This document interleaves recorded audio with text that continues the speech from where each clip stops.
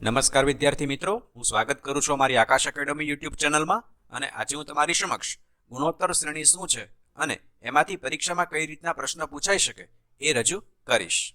આની પહેલાના વિડીયોમાં આપણે સમાંતર શ્રેણી શું છે અને એમાંથી પરીક્ષામાં કઈ રીતના દાખલા પૂછાઈ શકે એ જોયું હતું. એ વિડીયો તમે ન જોયો હોય તો એની લિંક તમને નીચે ડિસ્ક્રિપ્શન બોક્સમાં આપી દઈશ. એની ઉપર ક્લિક કરીને તમે આગળનો વિડીયો જોઈ શકશો. અને અમારી આ યુટ્યુબ ચેનલને તમે સબસ્ક્રાઇબ ન કરી હોય તો પ્લીઝ ચેનલને સબસ્ક્રાઇબ કરી લેજો કે જેથી કરીને તમને બધી જ અપડેટ રેગ્યુલર મળી રહે. હવે આપણે જોઈએ ગુણોત્તર શ્રેણી શું છે. તો સંખ્યાઓની એવી શ્રેણી કે જેમાં દરેક ચોક્કસ સંખ્યા દ્વારા ગુણાકાર અથવા ભાગાકાર થતા પરિણામે આગામી સંખ્યા આવે તો આવી શ્રેણીને ગુણોત્તર શ્રેણી કહેવાય. એક ઉદાહરણ આપેલું છે 1, 3, 9, 27 અને 81. આમાં તમે જોઈ શકો 1 ને 3 વડે ગુણીએ તો 3 મળે, 3 ને 3 વડે ગુણીએ તો 9 મળે, 9 ને 3 વડે ગુણીએ તો 27 મળે અને 27 ને 3 વડે ગુણીએ તો 81 મળે. તો આની અંદર જે આ 3 છે એને સામાન્ય ગુણોત્તર કહેવાય. એટલે r ની કિંમત મળી 3. હવે ગુણોત્તર શ્રેણીનું સામાન્ય સ્વરૂપ થાય ar, ar square, ar cube, ar⁴ અને nમું પદ એટલે ar⁻n-1, જ્યાં r બરાબર સામાન્ય ગુણોત્તર, a એટલે પ્રથમ પદ, ત્યારબાદ ar એટલે બીજું પદ, ar સ્ક્વેર એટલે ત્રીજું પદ, એ જ રીતે ar⁻³ એટલે કે ચોથું પદ અને ar⁻n-1 એટલે કે nમું પદ, nમું પદ એટલે અંતિમ પદ. બરાબર. તો આવી રીતે ગુણોત્તર શ્રેણીમાં સામાન્ય તફાવત આપણને a2/a1 ના સૂત્રથી મળી શકે. ત્યારબાદ ગુણોત્તર શ્રેણીના n પદોનો સરવાળો. હવે n પદોનો સરવાળો 3 રીતે આપણે મેળવી શકીએ. એક તો r greater than 1 હોય ત્યારે, r less than 1 હોય ત્યારે અને r=1 હોય ત્યારે. ત્રણેય માટે સૂત્ર અલગ અલગ. ત્યારબાદ અનંત શ્રેણી હોય તો અનંત શ્રેણી માટે S∞ a/1 - r, જ્યાં r ની કિંમત 1 કરતા ઓછી હોવી જોઈએ. બરાબર. જો r ની કિંમત 1 કરતા વધારે હોય અથવા તો r ની કિંમત 1 મળે તો અનંત શ્રેણી માટે સરવાળો ન મળે. હવે આપણે દાખલા જોઈએ એટલે તમને વધારે ખ્યાલ આવે. આની પહેલા આપણે 15 દાખલા સમાંતર શ્રેણીના જોયા હતા. હવે ત્યારબાદ 16મો દાખલો. ગુણોત્તર શ્રેણીનું પ્રથમ પદ 10 છે. પ્રથમ પદ એટલે a બરાબર 10. સામાન્ય ગુણોત્તર એટલે કે r એ આપેલું છે 3. તો ગુણોત્તર શ્રેણીના બીજા અને ત્રીજા પદ શોધો. બીજા અને ત્રીજા એટલે ar અને ar² આપણે મેળવવાનું છે. હવે સૂત્ર લગાડીએ. બીજું પદ એટલે ar, a એટલે 10, r એટલે 3, 10 તેરી 30. ત્યારબાદ ત્રીજું પદ એટલે ar², a એટલે 10 અને r² એટલે 9 અને 10 × 9 = 90. તો આવી રીતે આપણને શ્રેણી મળે 10, 30 અને 90, જેમાં 30 જે છે એ બીજું પદ અને 90 જે છે એ ત્રીજું પદ થાય. ત્યારબાદ ગુણોત્તર શ્રેણી 2, 4, 8 નું 10મું પદ શોધો. આ શ્રેણીમાં a બરાબર 2, r બરાબર 4/2 એટલે 2 અને n બરાબર 10, કારણ કે આપણે 10મું પદ મેળવવાનું છે એટલે n ની કિંમત મળે 10. હવે સૂત્ર લગાડીએ. an બરાબર ar⁻n-1, n ની કિંમત છે 10, a એટલે 2, r ની કિંમત 2 અને અહીંયા ઉપર 9. તો 2^9 ગુણ્યા 2^1 એટલે 2^10 અને 2^10 કરીએ તો જવાબ મળે 1024. એટલે આપેલ શ્રેણીનું 10મું પદ થાય 1024. ત્યારબાદ 18મો દાખલો. ગુણોત્તર શ્રેણી 6, 18, 54 અને છેલ્લું પદ આપણને આપેલું છે 39366 માં કુલ કેટલા પદ છે? જેમાં a ની કિંમત 6, r ની કિંમત 3, કારણ કે 18/6 કરીએ એટલે જવાબ મળે 3. ત્યારબાદ અંતિમ પદ આપણને આપેલું છે એટલે કે an આપેલું છે 39366 અને કેટલા પદ છે એટલે આપણે n ની કિંમત મેળવવાની છે. સૂત્ર લગાડીએ. an = ar⁻n-1. અંતિમ પદ છે 39,366. પ્રથમ પદ છે 6. આર ની કિંમત છે 3. 6 છેદમાં જાય એટલે 39,366 છેદમાં 6 બરાબર 3 ની n ઓછા 1 ઘાત. અહીંયા આવશે 6,561 બરાબર 6,561 નું વર્ગમૂળ થાય 81, એટલે કે 81 નો વર્ગ કરીએ તો 6,561 મળે. 81 એટલે 3 ની 4 ઘાત.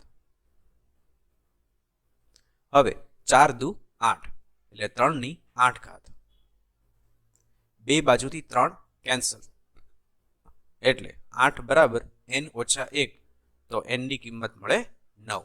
તો આમ આપેલ ગુણોત્તર શ્રેણીમાં કુલ 9 પદ છે. ત્યારબાદ કોઈ ગુણોત્તર શ્રેણીનું ચોથું પદ 54 છે. ચોથું પદ એટલે AR ક્યુબ, એ આપેલું છે 54, અને નવમું પદ એટલે AR⁸8, એ આપેલું છે 13,122. તો શ્રેણીનો સામાન્ય ગુણોત્તર એટલે કે R મેળવો. હવે સામાન્ય ગુણોત્તર મેળવવા માટે આપણે આ રીતે લખી શકીએ, AR⁸8 AR ક્યુબ.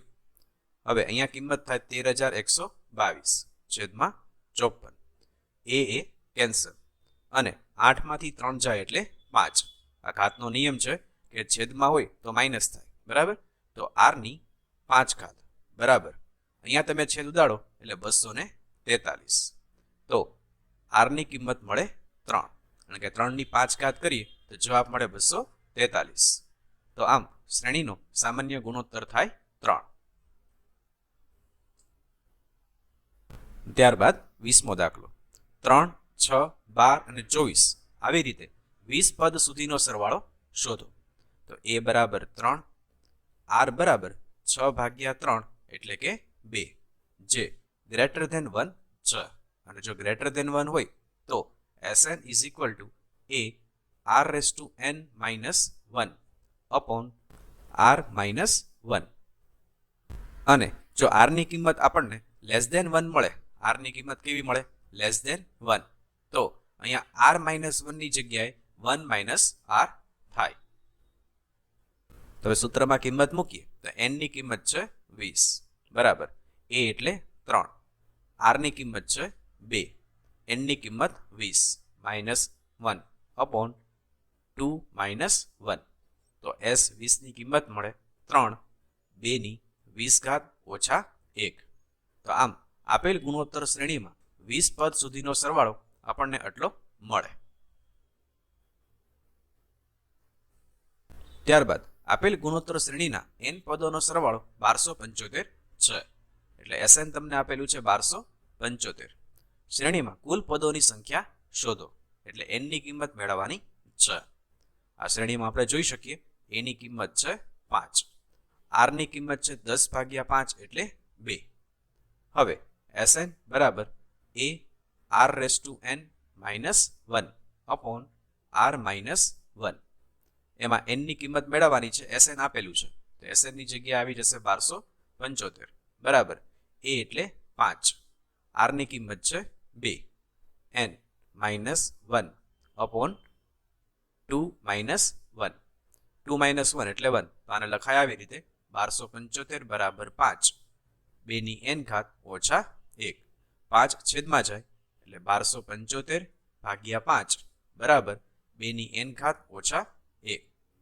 હવે 1275/5 કરવા હોય તો 1275 ના ડબલ કરવાના. એના ડબલ કરો એટલે 2550 આવે. અને એક પોઈન્ટ લેફ્ટ સાઈડ એટલે કે ડાબી બાજુ ખસેડવાનો. પોઈન્ટ હોય અહીંયા, એને તમે અહીંયા ખસેડો એટલે એને લખાય 255 બરાબર. તો આ એનો જવાબ. એટલે 1275 ને 5 વડે ભાગીએ તો જવાબ મળે 255 બરાબર 2 ની n ઘાત ઓછા 1. અને ઓછા 1 આ બાજુ આવે એટલે 256. તો n બરાબર 8. આનો મતલબ એવો થાય કે 2 ની 8 ઘાત કરીએ તો જવાબ આવે 256. તો આમ આપેલ ગુણોત્તર શ્રેણીમાં કુલ 8 પદોનો સરવાળો 1275 થાય. ત્યારબાદ આપેલ ગુણોત્તર શ્રેણીનો સરવાળો શોધો. અને આ શ્રેણી જે છે એ અનંત શ્રેણી છે બરાબર. તો આની માટે સૌપ્રથમ આપણે કિંમત લખીએ તો a બરાબર 90. ત્યારબાદ r બરાબર 60/3. 90 અને 60 ભાગ્યા 90 એટલે 2/3, જ્યાં આર ની કિંમત જે છે એ <1 છે અને જો આર <1 હોય તો જ અનંત શ્રેણીમાં આપણને સરવાળો મળે. તો s infinite is equal two a/1 - r. એની કિંમત છે 90, આર ની કિંમત છે 2/3. 3 એકા 3, એમાંથી 2 જાય એટલે 1, તો 90/1 એના છેદમાં 3 અને 3 ઉપર જાય એટલે જવાબ આવે 270. ત્યારબાદ x 2x + 2 અને 3x + 3 એ ગુણોત્તર શ્રેણીના ક્રમિક પદ હોય તો ચોથું પદ શોધો. આવી રીતનો દાખલો હોય તેના માટે આપણે એક સૂત્ર યાદ રાખશું, b² = ac, જેમાં b એટલે 2x + 2 નો હોલ સ્ક્વેર, a x અને c એટલે 3x + 3. હવે અહીંયા 2x + 2 નો વર્ગ આપેલો છે, એનું વિસ્તરણ કઈ રીતે થાય તો કે એનું એક સૂત્ર છે a + b નો whole square, a² + 2ab + b². આ સૂત્રનો ઉપયોગ કરીને આપણે આ વર્ગનું વિસ્તરણ કરશું. હવે 2x + 2 નો હોલ સ્ક્વેર એટલે પહેલા પદનો વર્ગ એટલે 4x નો વર્ગ વત્તા 2 ગુણ્યા પહેલું બીજું પદ એટલે 8x અને છેલ્લા પદનો વર્ગ એટલે 4 બરાબર આ x નો ગુણાકાર 3x સાથે થાય એટલે 3x નો વર્ગ પ્લસ 3x. હવે આ 3x² જે છે એ આ બાજુ આવે એટલે માઇનસ થાય, તો 4x² માંથી 3x² જાય તો વધે x². આ 3x ને આ બાજુ લઈ આવીએ એટલે માઇનસ થાય, તો 8x માંથી 3x જાય તો વધે 5x અને અહીંયા આવશે 4, આ બાજુ 0. આના અવયવ પાડીએ તો x ની બે કિંમત મળે, x બરાબર -4 અને x બરાબર -1, જેમાં x બરાબર -1 આપણે ન લઈ શકીએ. શું કામ ન લઈ શકીએ તો કે જો x બરાબર -1 અહીંયા મૂકીએ બરાબર તો અહીંયા 0 થઈ જાય અને ગુણોત્તર શ્રેણીનું કોઈ પદ શૂન્ય ન હોઈ શકે બરાબર. તો એ માટે થઈને x બરાબર -1 નહીં લેવાય. તો x ની કિંમત કઈ લઈ શકશું આપણે તો કે -4. x બરાબર -4 લઈએ તો પ્રથમ પદ મળે -4, ત્યારબાદ બીજું પદ મળે -4 ગુણ્યા 2 એટલે -8 વત્તા 2 એટલે -6 અને ત્રીજું પદ -12 વત્તા 3 એટલે -9. તો આમ આપણને ગુણોત્તર શ્રેણી -4 -6 -9 મળે. હવે આમાં આપણે ચોથું પદ મેળવવાનું છે. ચોથું પદ એટલે ar⁵, એની કિંમત -4 અને r ની કિંમત મળે -6/4 એટલે 3/2 એનો ઘન. તો -4 ગુણ્યા 3 નો ઘન 27 છેદમાં 2 નો ઘન 8, 4 દુ 8, તો જવાબ મળે -27/2 અને આ આપણને ચોથું પદ મળે. ત્યારબાદ 125, 729 અને 1331 નો ગુણોત્તર મધ્યક શોધો. તો તેનું સૂત્ર છે geometrical mean is equal to cube રૂટમાં એટલે કે ઘનમૂળમાં a ગુણ્યા b ગુણ્યા c. abc ની કિંમત આપણને આપેલી છે 125 ગુણ્યા 729 ગુણ્યા 1331. હવે આ ત્રણેય સંખ્યાના ઘનમૂળ કાઢીએ તો 105 નું ઘનમૂળ થાય 5, 729 નું ઘનમૂળ થાય 9 અને 1331 નું ઘનમૂળ થાય 11. તો 5 × 9 = 45 ગુણ્યા 11 અને 45 ગુણ્યા 11 કરવા હોય તો 45 ને આવી રીતે લખી નાખવાના અને વચ્ચે એ બે અંકનો સરવાળો કરીને લખવાનું એટલે 5 ને 4 9, તો જવાબ મળે 495. એટલે આપેલ સંખ્યાનો ગુણોત્તર મધ્યક થાય 495. ત્યારબાદ 7, 7 નો વર્ગ, 7 નો ઘન અને છેલ્લે છે 7 ની n ઘાત નો ગુણોત્તર મધ્યક શોધો. તો આવા દાખલાની અંદર કઈ રીતે કરવાનું છે તો કે જો અહીંયા તમને બધી જગ્યાએ સરખી સંખ્યા આપેલી છે 7 બરાબર, એટલે અહીંયા લખવાનું 7. ઉપર અંતિમ ઘાત તમને કઈ આપી છે તો કે n, એટલે અહીંયા લખવાનું n. અહીંયા કેટલી ઘાત છે તો કે 1 ઘાત છે એટલે +1 છેદમાં 2. તો આનો જવાબ થાય 7 ની n+1/2 ઘાત. તો આપેલ ગુણોત્તર શ્રેણીનો ગુણોત્તર મધ્યક થાય 7 ની n+1/2 ઘાત. હવે એક પ્રશ્ન હું તમને પૂછું, એનો જવાબ તમારે મને કોમેન્ટ બોક્સમાં આપવાનો રહેશે. 8 + 8 + 8 આવી રીતે 15 પદ સુધી આ ગુણોત્તર શ્રેણી છે બરાબર. આનો સરવાળો તમારે મેળવવાનો છે અને આનો સરવાળો જે મળે એનો જવાબ તમારે મને કોમેન્ટ બોક્સમાં આપવાનો રહેશે. તો આમ અહીં આપણે આજે ગુણોત્તર શ્રેણી શું છે અને એમાંથી પરીક્ષામાં કઈ રીતના દાખલાઓ પૂછાઈ શકે એ જોયું. અને આ વિડીયોની અંદર તમારે કોઈ પણ કોન્સેપ્ટમાં ડાઉટ હોય તો એ ડાઉટ તમે મને કોમેન્ટ બોક્સમાં પૂછી શકો. વિડીયો ગમ્યો હોય તો પ્લીઝ વિડીયોને શેર કરજો, લાઇક કરજો અને અમારી આ યુટ્યુબ ચેનલને સબસ્ક્રાઇબ કરજો. Thanks for watching this video.